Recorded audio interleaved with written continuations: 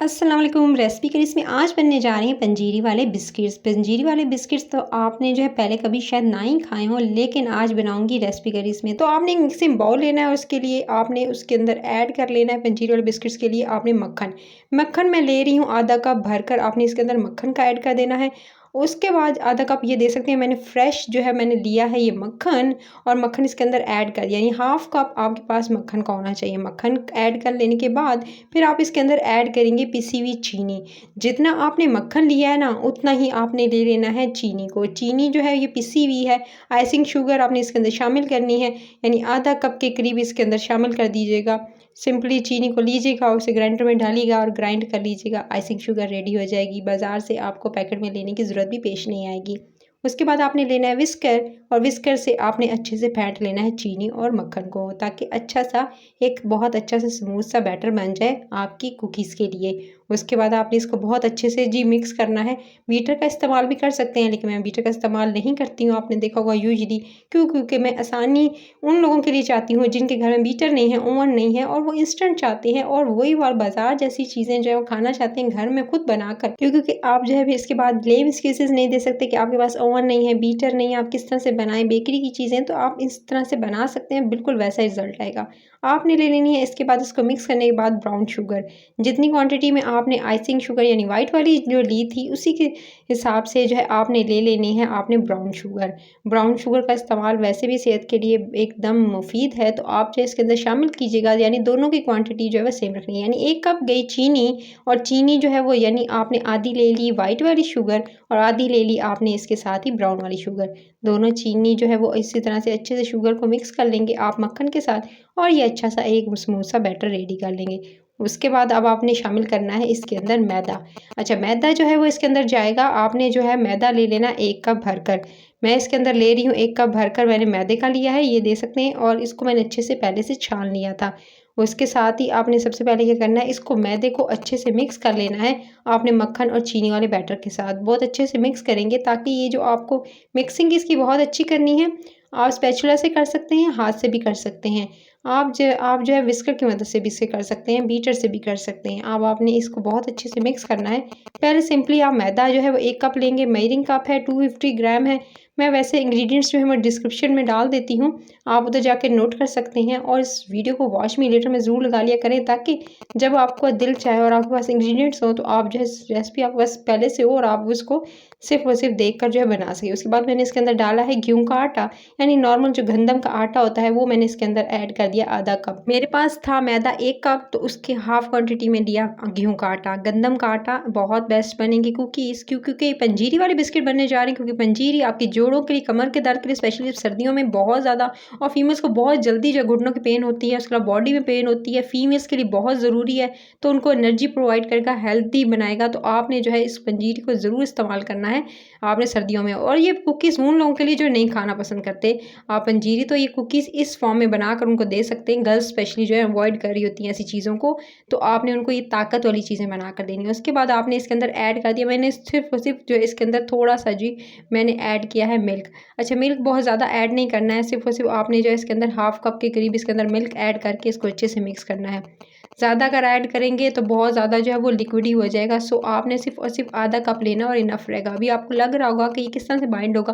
पहले मैं स्पैचुला से अच्छे से इकट्ठा कर लूँ साइडों से भी और अच्छे से, फिर मैं आपको बताती हूँ। इसको आपने अच्छे से पहले स्पैचुला से मिक्स किया, फिर स्पैचुला से इसको साफ़ कर लेंगे। और उसके बाद जो है इसके बाद आपने लेने हैं हाथों को, अपने हाथों का इस्तेमाल करना है और उससे अच्छे से इसको गूंदना है, जैसे कि नॉर्मल आप आटा गूंदते हैं घर में, उसी तरह से इसकी डो गूंदनी है।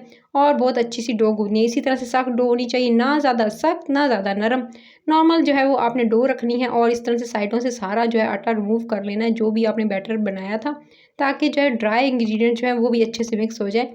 तो अच्छे से इसको मिक्स करेंगे और अच्छे से इसको गूंद लेना है और अच्छे से इसका बैटर सा बना लेना है। फिर इसके बाद आपने इसी तरह से अच्छे से मिक्स कर लिया और ये देख सकते हैं डो बिल्कुल रेडी है। अब आपने क्या करना है, इस डो को सेट होने के लिए रख देना है। रेस्ट पे रखेंगे, तकरीबन इसको आपने 15 से 20 मिनट रेस्ट पे रखना है। उसके बाद कुकीज़ बनाएंगे।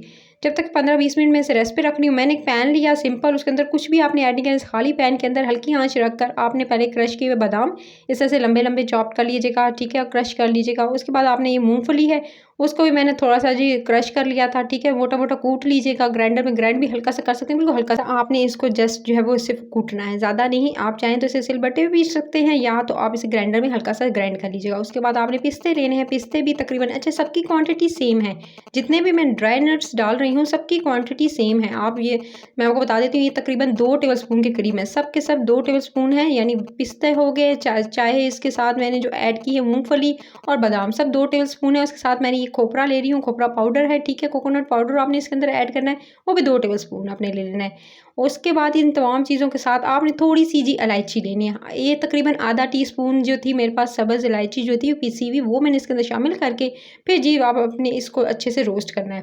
अच्छा, इसका ज़्यादा जलाना नहीं है, ना ही इस चूल्हा ज़्यादा रख के, बिल्कुल हल्की आँच रखिएगा और इसको सिर्फ़ और सिर्फ़ 1 से 2 मिनट रोस्ट करना है ताकि अच्छी सी खुशबू आए और अच्छे से ये थोड़े से रोस्ट हो जाए। मैं जो हूँ इसको बगैर ऑयल के, बगैर बटर कुछ भी ऐड किए रोस्ट कर रही हूँ, क्योंकि बहुत से लोग जो हैं वो इसको ऑयल के साथ या बटर के साथ रोस्ट करते हैं, तब शामिल करते हैं।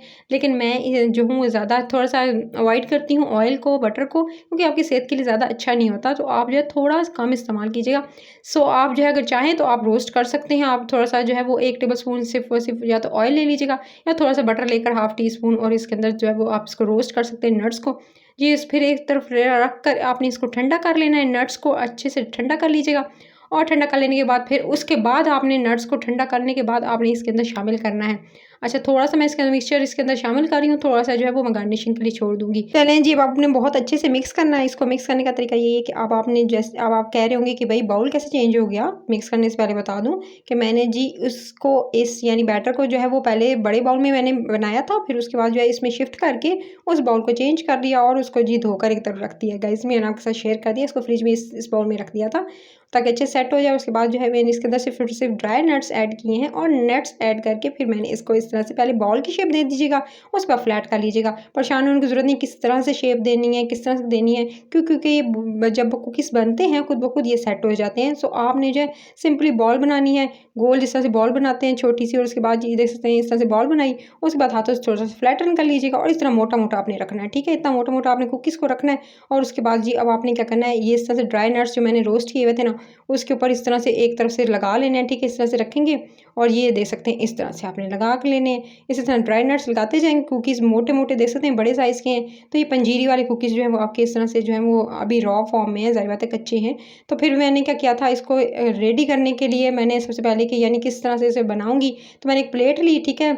उसके ऊपर थोड़ा-सा ऑयल लगाया, उसके बाद बटर पेपर रखा और इस तरह से चिप अच्छे से जो इसे प्रेस करके उसके बाद इसके ऊपर कुकीज़ रख दिए। तो इसी तरह से कुकीज़ मैं बॉल बनाती जा रही हूँ, फ्लैट करके फिर इस तरह से मैं आपके सामने जो है बॉल बनाई और उसके बाद उसको अच्छे से फ्लैट कर लिया था। फ्लैट कर लेने के बाद हाथों से प्रेस करके फ्लैट कर लीजिएगा, मोटे-मोटे इस तरह से आपने बनाने हैं। फिर इसी तरह से ड्राई नट्स में इस तरह से कोट करना है, कोट कर लेने के बाद देख सकते हैं इस तरह से कोट कीजिएगा और फिर जो है कुकीज़ को जो रेडी की हुई प्लेट है, प्लेट पहले ग्रीस कर लीजिएगा ऑयल से, थोड़े से ऑयल से, सिर्फ़ हाफ़ टी स्पून ऑयल से, और उसके बाद जो है उसपे बटर पेपर लगाइएगा। अगर बटर पेपर अवॉइड कर रहे हैं, बटर पेपर नहीं है घर में, तो आप जो है सिंपली थोड़ा-सा ऑयल लगाकर भी काम चला सकते हैं।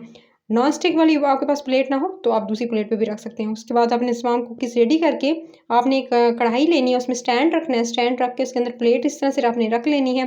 ऊँची होनी चाहिए जगह, यानी जिसमें कढ़ाई में रखेंगे उसमें थोड़ी-सी इसको ऊँचाई देने के लिए स्टैंड ज़रूर रखिएगा। उसके बाद आपने इसे कवर कर देना है, तकरीबन आपने 12 से 15 मिनट के लिए। 12 से 15 मिनट के बाद ये बिल्कुल दरमियानी आँच रखी थी मैंने और ये अच्छे से डन हो चुके हैं। जब अपनी जगह ये छोड़ने लगें तो इसका मतलब है आपके कुकीज़ डन हो चुके हैं, नीचे से लाइट गोल्डन कलर आ जाएगा और ये देखें अपनी साइडें जो अब देख सकते हैं, जब इसे साइडों से यूँ हाथ लगाकर देखेंगे तो ये जगह अपनी छोड़े होंगे, इसका मतलब है आपके कुकीज़ जो है वो पक चुके हैं। अच्छा जी, इसके बाद आपने इनको रैक्स पे रखना है ताकि ये ठंडे हो जाएँ, रैक्स पे ठंडे होने दीजिएगा। अगर एकदम आप इसे किसी जार में या किसी बर्तन में रखेंगे तो आपने क्या करना है, इसको पहले रैक पे रखना है, उसके बाद जो है आप इसे जो है सेव कर लीजिएगा अच्छे से किसी भी कंटेनर में, किसी डब्बे में, किसी जार में। तो अगर आपको रेसिपी पसंद आई है तो रेसिपी करी चैनल को सब्सक्राइब करें, वीडियो को लाइक और शेयर ज़रूर कीजिएगा। और ये कुकीज़ मैं आपको तोड़ के दिखाती हूँ कितने खस्ता और कितने मज़ेदार बने हैं। तो अब आप ये देख सकते हैं ऊपर से कलर इस तरह से आया है और इनका नीचे का कलर मैं आपको दिखाती हूँ, ये नीचे से किस तरह का कलर होना चाहिए। देख सकते हैं लाइट गोल्डन इतना का कलर आना चाहिए। अगर इस तरह कलर आ जाए तो अब आप जो है वो आप समझ सकते हैं कि आपकी कुकीज़ रेडी हो चुके हैं। तो अगर आपको कुकीज़ पसंद आए तो कमेंट सेक्शन में ज़रूर बताइएगा वो कैसे लगे ये cookies. Until the next video, अपना ख्याल रखिएगा, टेक केयर।